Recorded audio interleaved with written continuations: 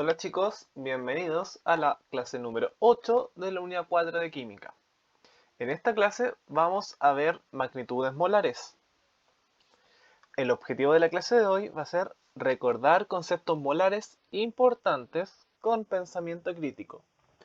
Esta clase no va a ser una clase muy extensa, no va a tener mucho contenido, ya que solo nos enfocaremos en revisar tres conceptos importantes que necesitamos conocer antes de poder avanzar en la materia. Como el objetivo dice recordar, esto es porque probablemente ustedes ya lo vieron y también lo vimos nosotros en alguna clase anterior.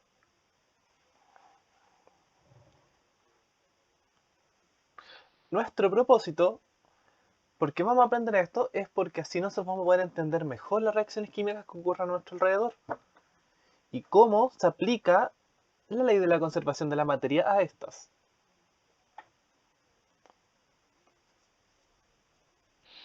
Recuerden cómo hace ahora, que va a ser la actividad de inicio.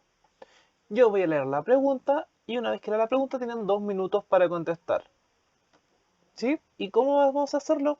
Yo voy a leer la pregunta, ustedes pausan el video, contestan y le ponen play al video.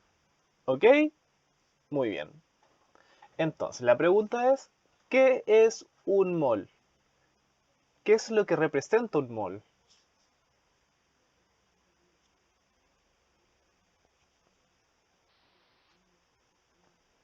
Bueno chicos, ahora que espero que ya lo hayan contestado, vamos a ver qué es lo que representa un mol. Los químicos han establecido una unidad de medida que corresponde a un número determinado de partículas. Y esta unidad de medida que ellos establecieron corresponde al mol, que representa la magnitud de cantidad de materia. Y es representado frecuentemente con la letra N minúscula.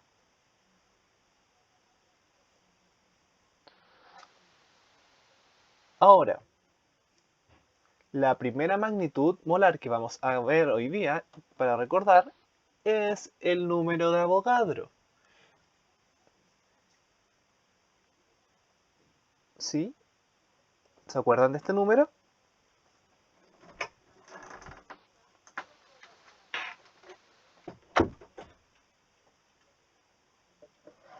¿No nos acuerdan?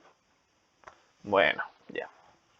El número de partículas en un mol de cualquier sustancia que ustedes puedan ver es 6,02 por 10 elevado a la 23. Entonces, un mol de cualquier sustancia va a representar 6,02 por 10 a la 23 partículas de ella. ¿Sí? Ustedes se acuerdan, nosotros vimos que es lo que representaba el por 10 a la 23. Así que esta es una magnitud muy, muy, muy, muy grande. ¿Cierto? Y a este número, al 6,02 por 10 a la 23, se le conoce como el número de Avogadro. Entonces, un mol va a corresponder a 6,02 por 10 elevado a la 23 átomos, moléculas o iones. ¿Sí? Entonces, solo para recordarlo una vez más, un mol de átomos siempre tendrá 6,02 por 10 elevado a la 23 partículas, las cuales pueden ser átomos, moléculas o iones, pero su cantidad en masa será menor o mayor dependiendo del elemento. O sea, siempre va a tener el mismo número de partículas, un mol, pero la masa no siempre va a ser la misma, ya que esta va a depender de qué elemento estemos hablando. El siguiente concepto que vamos a revisar es la masa molar. La masa molar es la masa de un mol de átomos, moléculas u otras partículas, expresada en gramos. Para un elemento, como el carbono, el calcio, el oxígeno, su masa molar es equivalente a su masa atómica. Así, la masa molar de cobre, por ejemplo, es 63,55 gramos dividido en mol. Para un compuesto, su masa molar resulta al sumar la masa atómica de todos los átomos presentes en la fórmula química del compuesto. Entonces, si nuestro compuesto está formado solo por un elemento, ¿cierto? Por un mol de un elemento, su masa molar va a ser igual a su masa atómica.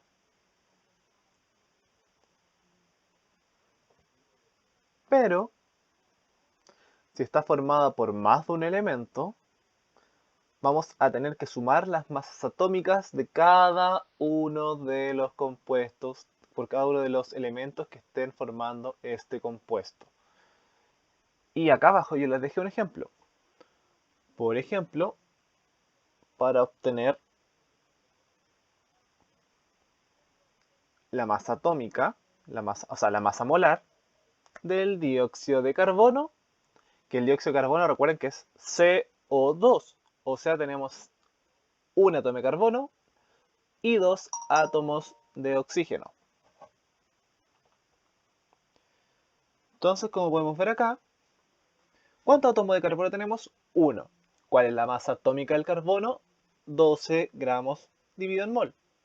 Entonces, la masa atómica va a ser, la masa molar del carbono va a ser 1 por 12, 12.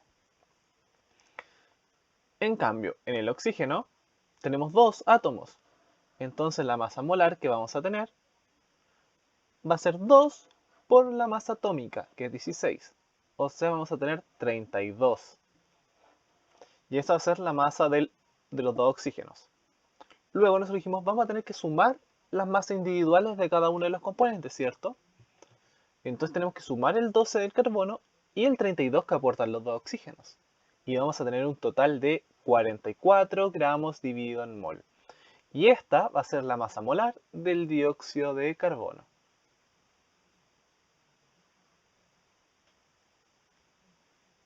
¿Sí? Ahora tenemos el volumen molar, que va a ser el último concepto que vamos a revisar hoy.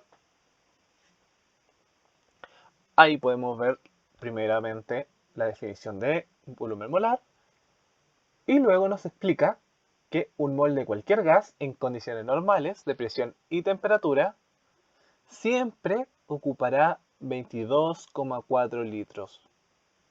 Y cuando nosotros hablamos de condiciones normales, hablamos de 0 grados Celsius y una atmósfera de presión.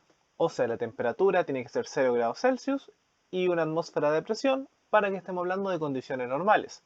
Y a esta condición, un mol de cualquier gas siempre va a ocupar 22,4 litros. Ese va a ser el volumen de un mol de cualquier gas a condiciones normales.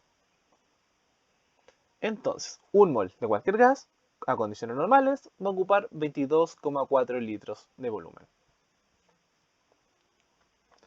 Ahora, vamos a tener una tarea para la casa, la cual va a consistir en calcular la masa molar de los siguientes compuestos. Primero, de 1 mol de HNO3 o ácido nítrico, y el segundo va a ser de 2 moles de NaOH, que es el hidróxido de sodio. Para finalizar, vamos a tener nuestro momento cierre. ¿Cómo me voy de esta clase? Aquí tienen que ver en este dibujito de el caballo si se van en la parte 1, la 2, la 3 o la 4 del dibujo. Y recuerden, cualquier duda y las respuestas me la envían a mi correo pablo.arestes@cesiembra.cl, siempre poniendo en el asunto su nombre, apellido y su curso. Nos vemos en la próxima clase, chicos.